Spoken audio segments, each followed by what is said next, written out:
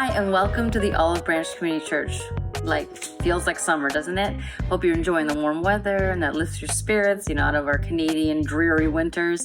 But we hope that if you have kids, did you know that we run summer camps at the church? Check out kidsbranch.ca, kidsbranch.ca, and you can find some info there. They run up to grade 6. So check that out, and your kids can enjoy themselves learning about God and making new friends. Today, Pastor Ken continues his message series, How's That Working For You? And just challenging us to look at some things that perhaps we are continuing to just plug on in with life, but it's not working for us, and that we can maybe remove those things with the Lord's help, Holy Spirit speaking to us, saying, hey, it's time to let go of that, whatever that is. And because we all have things that we can let go of so that we can serve God better, so we can bless those around us better, and just be a force for greater good, to lift up his name. So speaking of lifting up his name, let's spend some time in worship and worshiping God. He is worthy to be praised.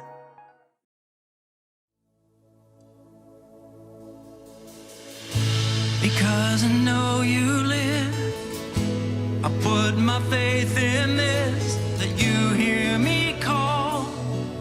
Lord, you hear me calling. Because I know you live, I set my heart on this. You won't let me fall when all else is falling. When all you are is glorious, oh God, victorious and strong, whom shall I fear? When all you are is powerful and true,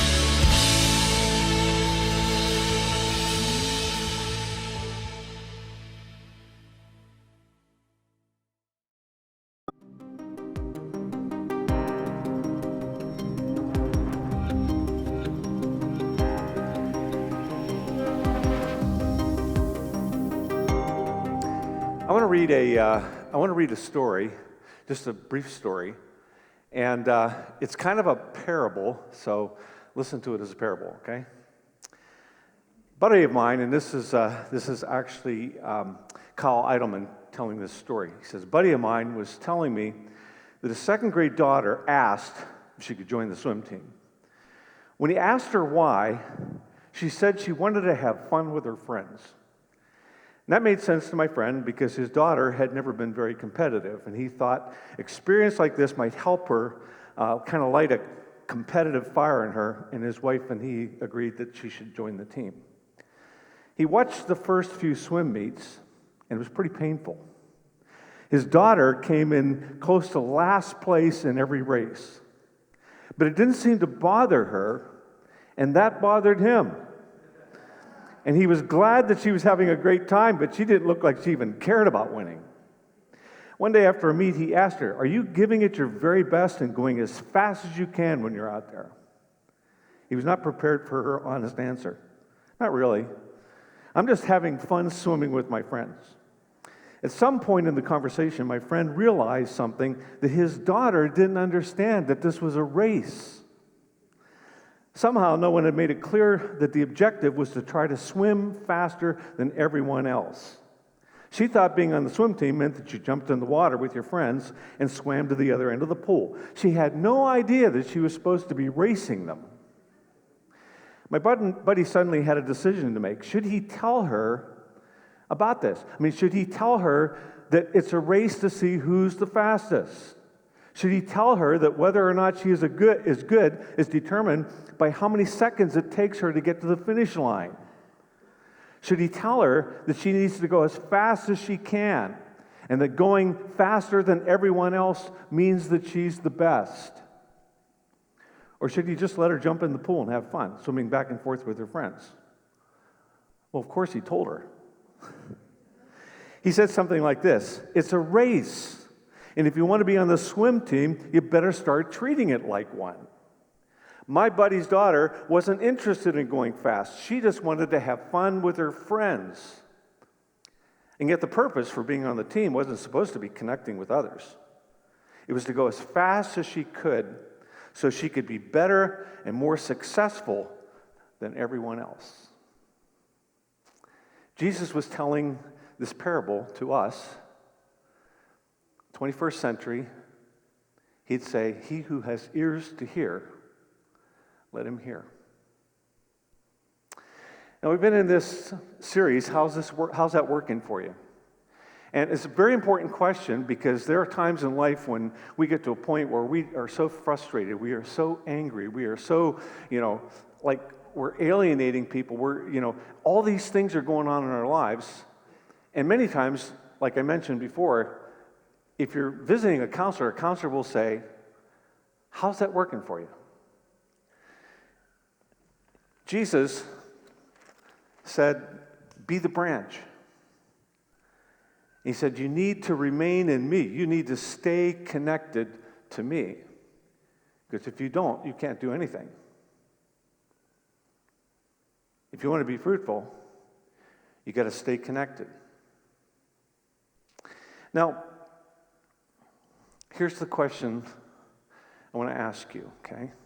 You ready? Are you ready? Are you ready?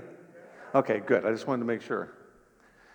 What is the definition of success in your life that you were raised with? What's the definition of success that you're living your life by? Because that's pretty important, right? What does it mean to be a success? What does it mean to be a success? Because I'll tell you what I see. I see a lot of people thinking that they have to race everybody else. That being busy is really important. Just being honest here, how many of you have ever, kind of implied that you get less sleep than you really do, and that you get up earlier than you usually do, and you exercise more than you do, or that you're, whatever, just because it makes you feel better about yourself? I'm not going to ask. I'm going to raise my hand on that because that's been true of me. Because you see, there's this whole thing that being successful in our world, in our culture, means that you're busy all the time. Yet people ask the question, so how are you doing? Oh, busy.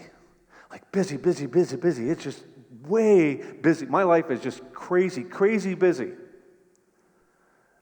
Because you see, important people, successful people, people who have their act together are busy people. And the problem is that if that's your definition of success, you're going to crash and burn some point. Now, a woman by the name of Dr. Susan Coven, she's a physician, and she works at the Massachusetts General Hospital. And she wrote this in a column that she wrote for the Boston Globe. So she wrote this close to 10 years ago. Okay, this was before COVID hit. She wrote this.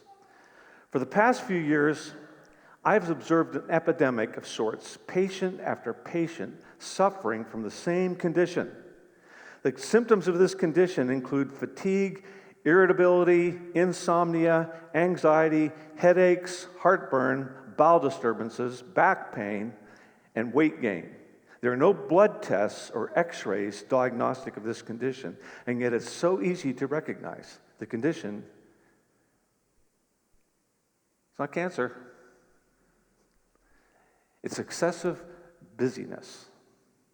Anybody here besides me noticed all the ads about bowels and stomach irritability, got heartburn, and just it's kind of like this whole thing that's going on. Have you noticed that in our culture?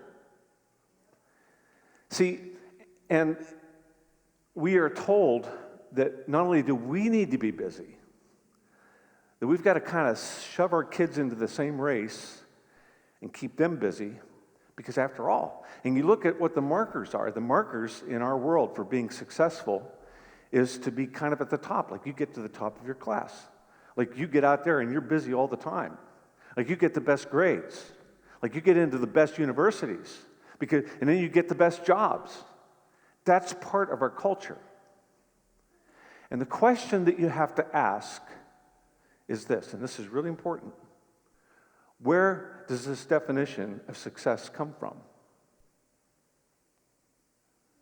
Because if you're working off the wrong definition, then it can, be a problem. And for some, it could be that it's just been ingrained in you. This is like what you heard from the very beginning. Like you felt people's hands at your back, go, go, go, go, go, go, go. And that determines whether or not you will be a success in life. I'm not putting it down. I'm just saying that we need to make sure if we're gonna move in a direction, or if we're gonna push our kids in a direction, that it's really the most accurate definition of what it means to actually be a success. Now, unlike some of you, it kind of took a little bit of dynamite under me to get me going. I remember, being in high school, and I was always, I tried to do my homework and practice my violin, and tried sports that never worked out real well, and so, I remember asking my POD teacher in grade 12. So we're graduating, and he was offering free advice. And I go, well, what about me? What do you think of me? He said, well, Ken, he said, you know what? He said, I've seen you do really well. And I've seen you do like really mediocre work. So it depends on you. I thought, okay, well, that's fair. Got partway through university, and I was working full time to work my way through it. And I was, trying to be popular on campus and get my work done and everything else, And I got a D- on one of my Greek tests, and I thought, this isn't working so well. Like I'm going to have to focus one way or another. First year in ministry, senior pastor told me I was lazy, and I ought to think about doing something else. So I was clocking my hours because I was doing stuff, and so the least number of hours I worked in a week was 45 and a half. And I thought, well, I've obviously got to work more than this if I'm going to be successful. And I wanted to be successful. Because, you see, I struggle with that same thing, You go to work, and you forget that it's not a race. Anybody else besides me do that? like you're tempted to pass, and put everybody's life in peril. And then you think to yourself, what am I going to do with the extra 10 seconds I gain by doing this? It's a struggle. And if we don't get this right, I'm telling you, you can get to the end of your life and realize that you got there faster than anybody else. Okay? Like, I raced to the tombstone, man. I beat everybody else to the tombstone. And the question is, what for? Because, remember the scrapers? You get a lot of prestige and awards, we've all got them. And you may need just a little scraper. Or you may need a big scraper because, man, you've done it all.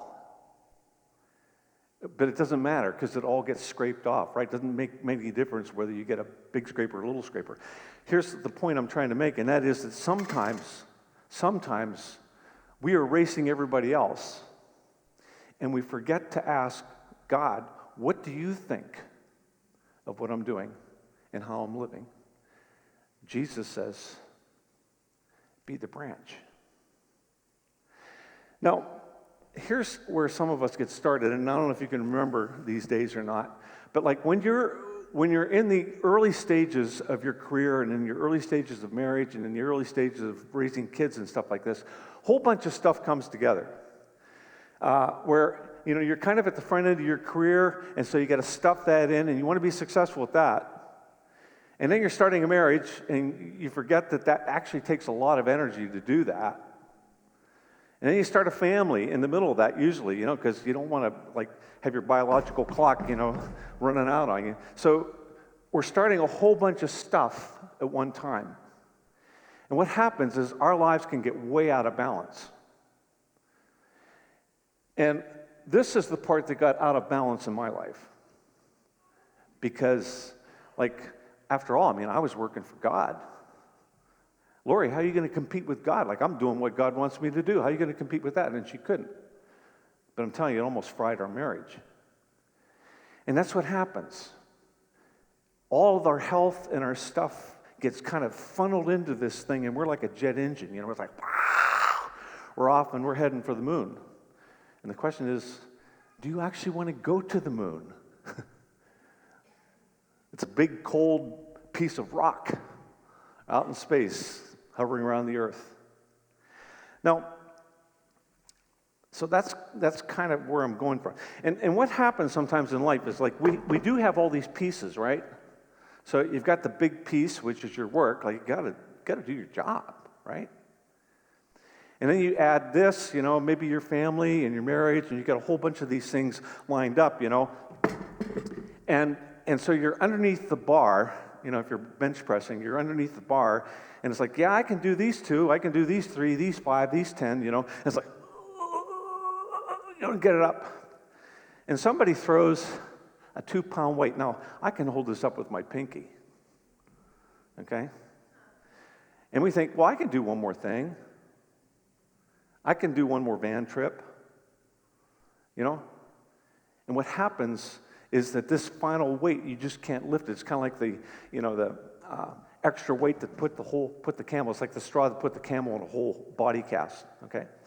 So what happens is our lives sometimes get out of control. Now, this is not like some alien form of mysterious stuff.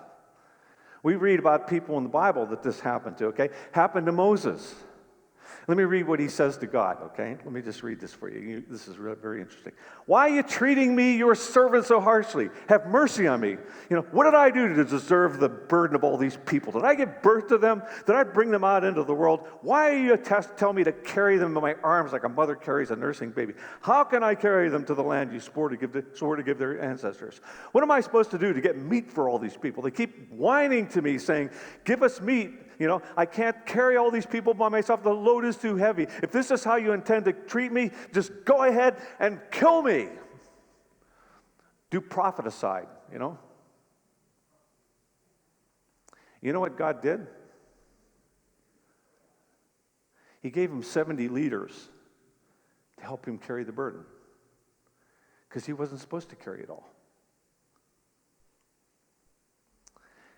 Same thing, I mean, Jesus never whined to his Father about it and so on, but let me read what happened to him, okay? So his disciples, you can just imagine, so this guy is a person who can come in and clear out a whole hospital. And if you're a physician, you understand the desperation of people who are sick, right? Like he can feed 5,000 out of one lunch. He can make wine out of water.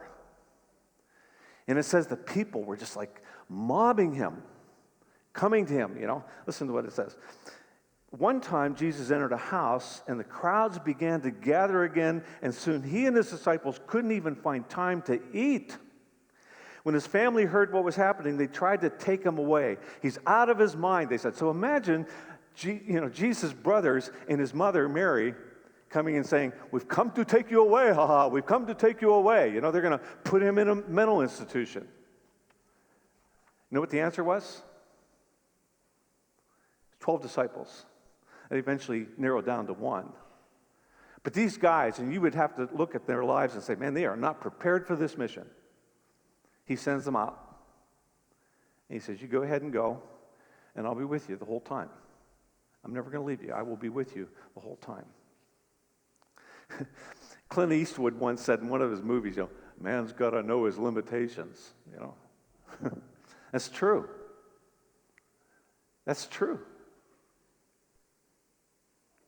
So I came to realize on a number of occasions that the way, and this is key to understand, the way I was doing God's work was damaging God's work in me. And I talked about that in I think one of my first messages on this. Like I got to a point where I wasn't sleeping, my hands were shaking. And that's what you have to be careful not to do. To not try to do life in a way that will destroy what God is trying to do in your heart. A man's got his limitations. Women don't. But a man's got his limitations, right? Now, I want to just read a passage. Some of you, you're familiar with Elijah, right? This guy is an incredible man. He's an incredible man. Malachi says at the end of, right before we go into the New Testament, he says, there's going to come somebody who's going to come in the power and the spirit of Elijah. And everybody's thinking, uh-oh, there's going to be trouble. I mean, that's good, right? Powerful guy. When Jesus talked to two people and so on in front of his disciples, 3 of them anyways, remember who it was he talked to? Moses and Elijah. Interesting. Listen to what he says. Elijah was afraid and fled for his life. He went to Beersheba, a town in Judah, and he left his servant there, and then he went on alone into the wilderness, traveling all day. He sat down under the solitary broom tree. You know what the broom trees are, right? Kind of this big tree and has all the shade in it and stuff over top of it. And he prayed. Listen, you know what he prayed? It was kind of Moses' prayer too. Prophesied. I've had enough, Lord. He said, take my life, for I am no better than my ancestors. In other words, I'm a loser who've already died. And what you can summarize that as, my way isn't working. My way isn't working. So how did one of the most famous, celebrated prophets, so powerful, get to this point? Well, if you look up the story and do a little bit of forensics on the story, if you go back, say, 3.5 years, what you find out is that God had called him to basically call the whole nation of Israel to repentance. So he had to go and confront the most powerful man in that land, which was the king, Ahab. And Ahab was married to, anybody know? Jezebel. The most wicked prophet queen, who, not even a prophet queen, but she's a queen who had ever lived. And there's a whole magazine out called Jezebel. There's a whole movement, like let's get out there and let's do our thing. He was one nasty woman, okay? So Elijah basically goes to him and he says, you know what? He says, your wickedness is contaminated. These are God's people. And you have contaminated the whole thing with your wickedness. And he said, and so there's going to be a drought in the land. Like there's going to be no rain until you change your ways. And when you think about that, you think, so how popular do you think that Elijah was after that? People were watching their house plants dry up. They have to limit the number, how much time they take in the shower. I mean, it's getting pretty difficult, okay? And all of this leads down to this most powerful power encounter in the Bible. You know what that is? That's when, a prophet faces off with another prophet, and let's see who's God. That's exactly what happened. So Elijah, he's the only prophet of God. Everybody else is following Baal or Baal, however you want to say it. Because you see, they were thinking to themselves, well, maybe another God can get us out of this mess that his God has gotten us into. So they have this power encounter up on top of Mount Carmel. Are you familiar with this? So Elijah says, okay, why don't you guys build an altar and put the wood out there, kill the bull, put the bull on the altar, and call on your God and see if he shows up and lights the fire. Come on, baby, light my fire. So they did. Okay, so they've got the bull there, and these guys are like carrying on from morning. They start in the morning, and then it gets to late morning, and they're just like really crazy, out of control. They start cutting themselves and crying and singing and doing all the stuff that people do, and so on. And so Elijah's kind of doing, the kind of the cat call thing, Maybe he's sitting on the toilet, Maybe he went on vacation. So he's kind of doing this on the side, and these guys are getting more and more angry and more flustered and anxious, Well, it didn't happen.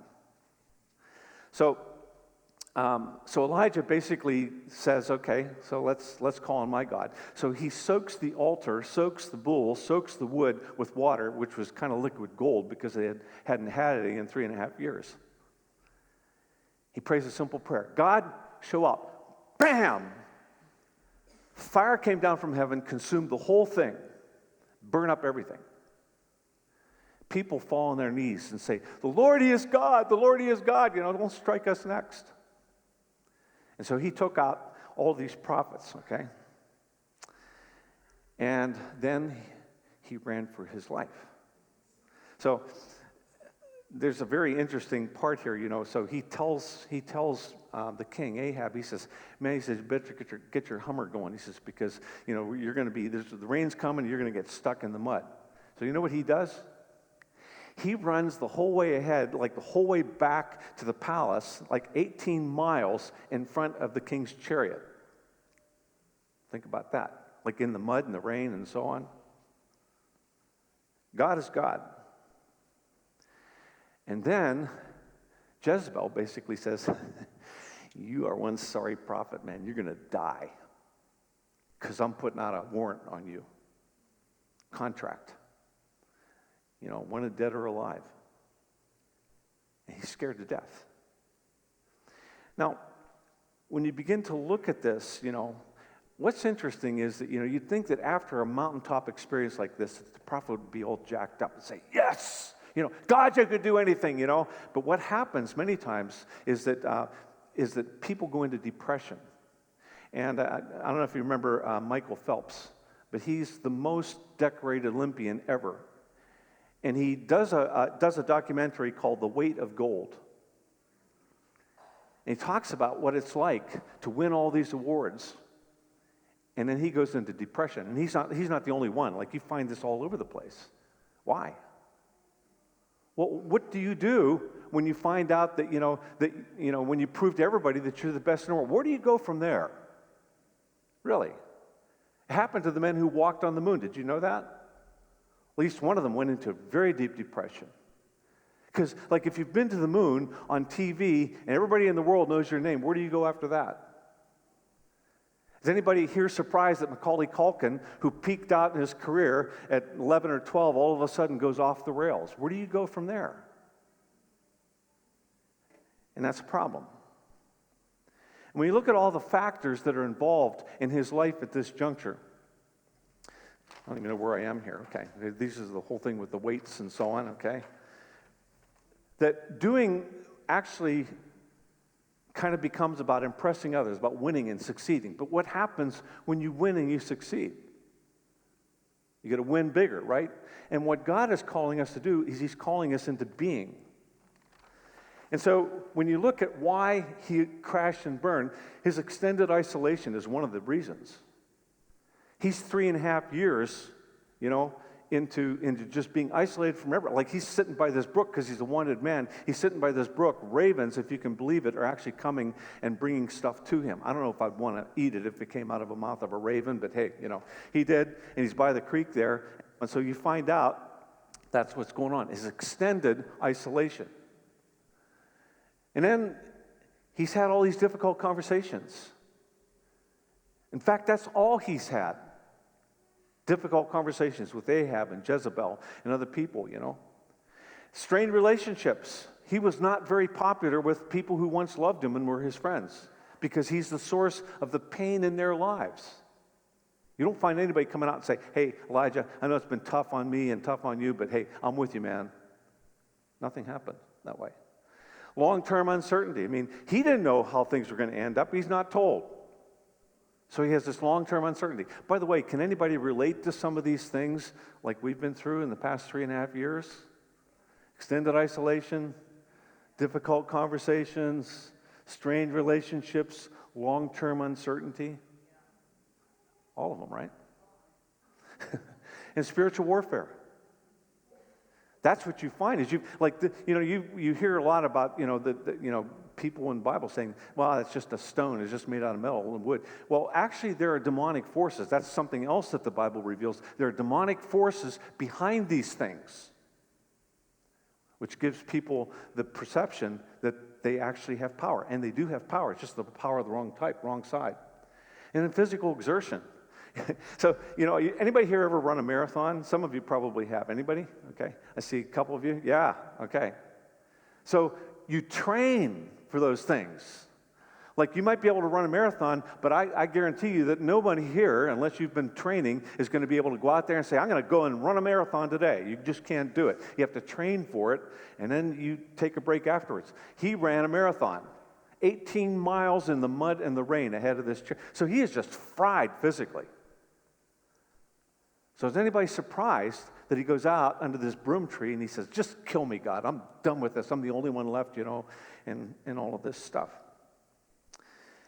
When Ahab got home, this is kind of the source behind it, he told Jezebel everything Elijah had done, including the way he had killed all the prophets of Baal. So Jezebel sent this message to Elijah. Listen to this. This is one evil woman, okay?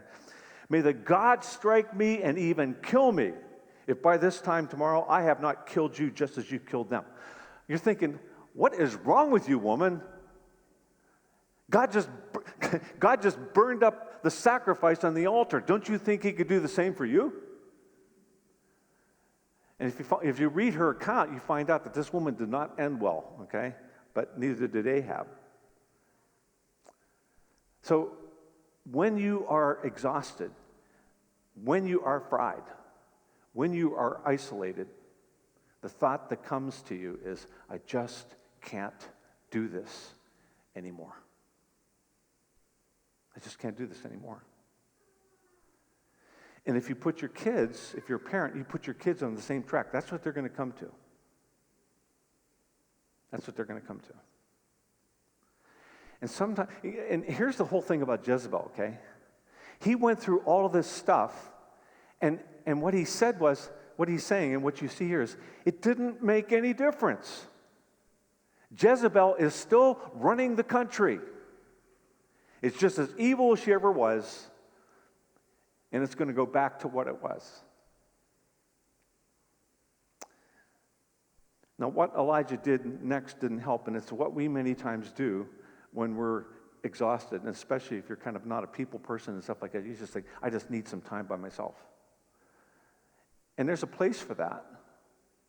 But I'm telling you, when you're fried, it's not the time to go there.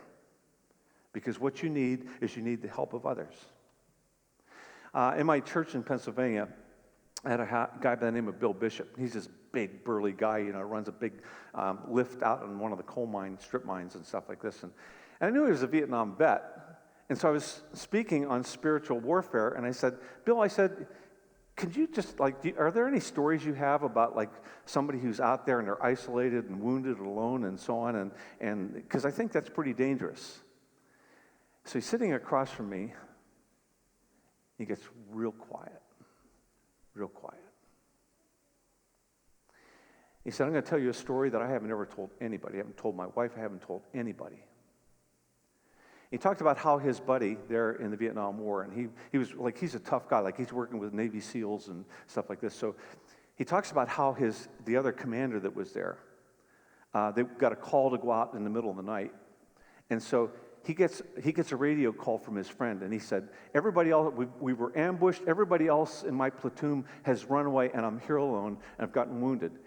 Bill said he got out of there, he got his stuff on, ran through the rice paddies, ran through the woods, through all the minefields and stuff that he knew were out there to get to his buddy in time, because he knew that if he didn't, he was cooked. And he didn't get there in time. He said, when I got there, the enemy had gotten there first, and they just butchered him. He said, never told anybody else about that story. When he told that story that Sunday morning, I'm telling you, you could hear a pin drop. Because everybody understands what it's like to be isolated, to not have people you can trust, and to be wounded. And that's where Elijah found himself. Now, what happens next is just a credible account of the tenderness of God. He's faithful, and how, he's tired, he's jaded, and discouraged. And you ever been that way? You ever been jaded and discouraged, and you think that there's nobody out there who even cares about you? Well, God meets him there. But as Elijah, was sleeping, an angel touched him and said, get up and eat. I think, well, it should sound more spiritual than that, shouldn't it? He looked around, and there beside his head was some bread baked on hot stones in a jar of water. So he ate and drank and lay down again. You think it should be more spiritual than, eating and drinking and sleeping, right? Then the angel of the Lord came again and touched him and said, get up and eat some more, or the journey ahead will be too much for you. So he got up and ate and drank, and the food gave him the strength to travel 40 days and 40 nights to Mount Sinai, mountain of God. And then he came to a cave where he spent the night. So God's going to reveal himself to Elijah. How do you think this happens? Well, first of all, he describes this wind that came through, and it's tearing the rocks off the cliff and everything like this, and he's thinking, surely God is in the wind. But he wasn't. And then there's this fire that sweeps through, and it's just burning everything off the mountain there. He said, well, surely God's going to be in the fire. But he wasn't.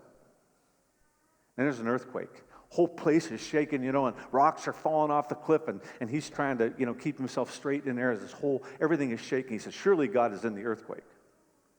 But he wasn't. And then there's a whisper.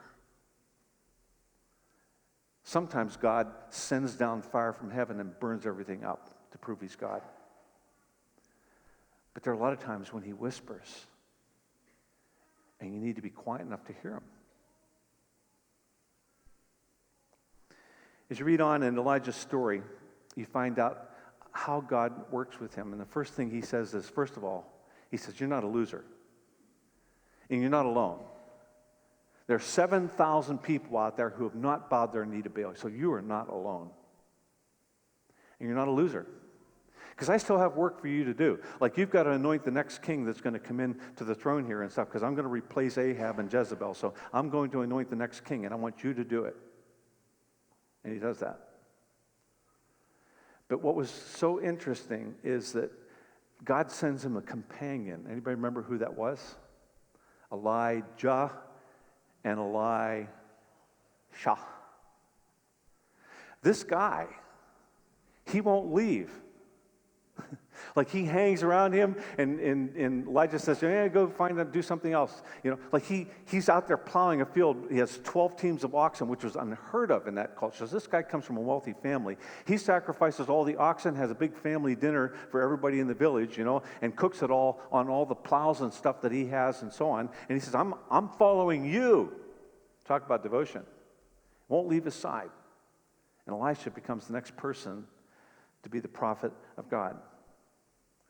And then you want to hear about his liftoff and why he could show up that day with Moses and Jesus? Listen to what happened.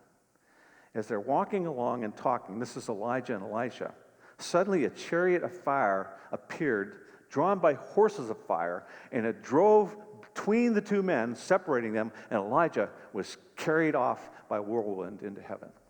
You ever heard the song, "Swing Low, Sweet Chariot"? That's what it's talking about. And Malachi again says somebody's going to come at the end of time, right before God shows up here. And that person's going to come in the spirit and the power of Elijah. Remember the guy that prayed, "God, just kill me because I'm no good"? One of the things that this story makes really clear, and that is that Elijah underestimated what he had been through in the past 3.5 years. And it's easy for us to do too, right? Think, I'm fine because I'm cool. I mean, after all, yes, I can. I can do this. And sometimes we underestimate what we've been through when the spirit down inside is saying, I just can't do this anymore. And we need to get connected. Because you see, without the connection, we can't do anything. So let's just be honest, okay? Our busyness is part of our culture. Because our culture says, if you want to be important, if you want to be a success in life, like you got to stay on it. Like you got to be at the top. You got to have, and then the markers for us are all these cool things, right? I got the best job, I got the corner office, I've got the really nice car, I got the really nice home, and all the cool toys that everybody envies. So, the point is, nobody cares. Like you can spend your life trying to impress everybody, but at the end of the day, they may envy you, but nobody cares. And you can sacrifice the future for the journey that you're on. It's possible to be so busy trying to be successful and trying to be important and trying to impress other people that when it comes to the real stuff in life, you just never get to it. And some of you, I suspect, have been really busy, and you're thinking to yourself, it's the same old thing. Like, I want to be the best parent in the world and stuff, and I'm working, and I'm taking classes, and I'm trying to, be understanding and so on, and the kids just aren't performing. Well, hello, they have the same thing you have, which is a free will. Could be that financially, like you've been pushing it, like you said, okay, I'm going to get out of debt, and I'm going to make this happen, and I'm going to get what I want, and so on. And like you think you're almost there, and then all of a sudden, something blows up in your car, and you got to fix it. Because after all, you got to get to where you're supposed to go, right? Could be that some other area of your life, maybe your marriage, you work and you work and you work and you work, and it's not happening. Like you're really trying hard. Nothing changes.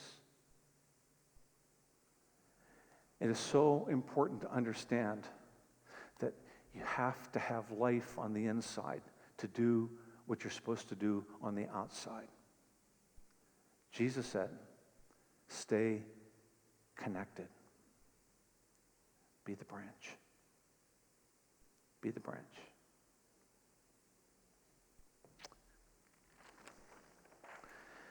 Because you see, at some point, everything gets scraped off. Remember what Solomon said? This guy is the most impressive person in the world.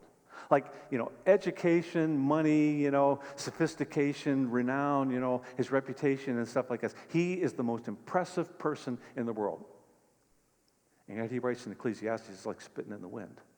You know what happens when you spit in the wind? It hits you in the face. That's what happens, right?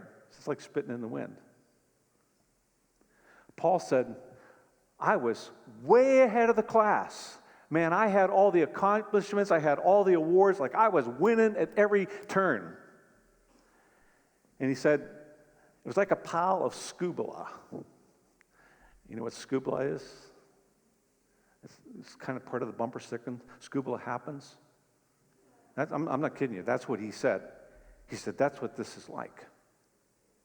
And Jesus said, it all gets scraped off at your grave. Remember, the rich fool? What's going to happen to all this stuff that you've accumulated? What's going to happen to all these performance awards that you got for being the best farmer in the world of your day? What's going to happen to the bigger barn that you started to build? What's going to happen to it? All gets scraped off, and you just have to make sure that you're building something for what's on the other side. Let's pray. God, help us to listen carefully to you. Help us, God, to just be the branch and let you be the vine. I pray that you would bring life into our tired and weary hearts. I pray that you'd help us, God, when we feel like we just want to die, that what we're doing is pointless. Help us to find you in the middle of all of those things. In Jesus' name, amen.